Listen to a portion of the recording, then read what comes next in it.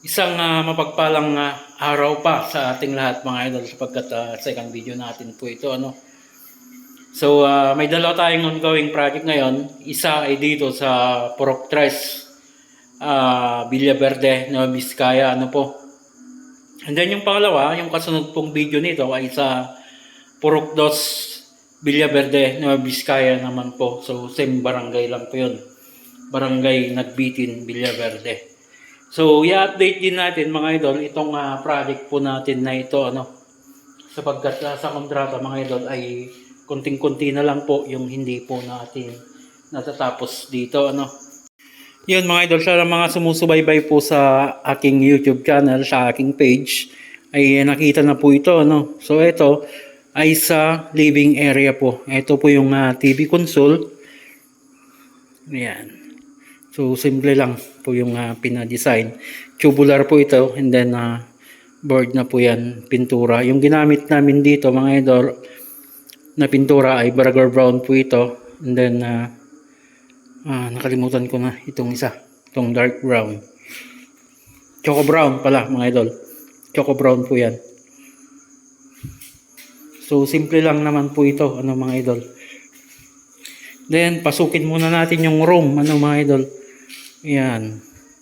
Same color mga idol. Po ito? Burger brown. Then yung loft, yung hindi na lang natin na ilalagay dito mga idol ay ilalagay tayo dito ng ng railing pa niya. And then yung railing din po dito.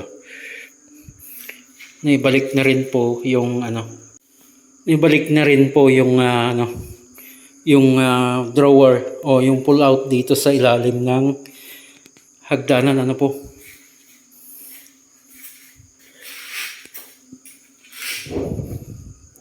Ito yung pull out niya.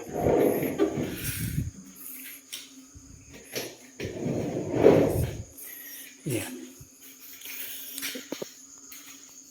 Yan yung loft. Naglagay din tayo ng floated dito sa loft mga idol. Yan, saka doon. Then, soon mga idol, meron pa dito. Ito ilalagay. Yan ang gagawin natin sa susunod na vlog.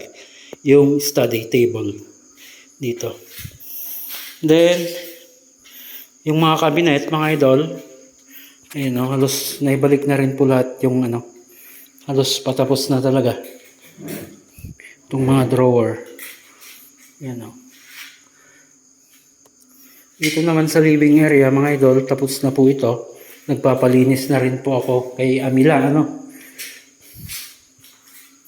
Then ito, yung drawer na lang po dito, yung hindi na ibabalik. So retouch na lang. And then dito naman sa mga idol, yan, yung lababo. Na-tiles ko na po ito. Nailagay na rin yung sink at saka faucet. Then, natabas na rin yung para sa mga pintuan dito. Pintuan, then pull out po dito. Lalagyan ng mga kubyertos. Yung tiles, then dito sa CR mga idol, medyo madilim na kasi. Yan, okay na po ito. Meron na rin po yung bowl. Wala pang ilaw dito sa loob ng CR, banyo. May reels po ako dito. Kung gusto nyo pong mapanood, paki-follow yung aking page. Marvin Palitada King Construction Ideas. Diyan po naka-upload. Yan konting linis na lang.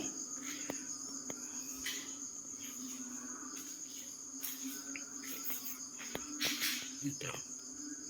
Ang ganda ng kombinasyon ng puti at saka ng brown.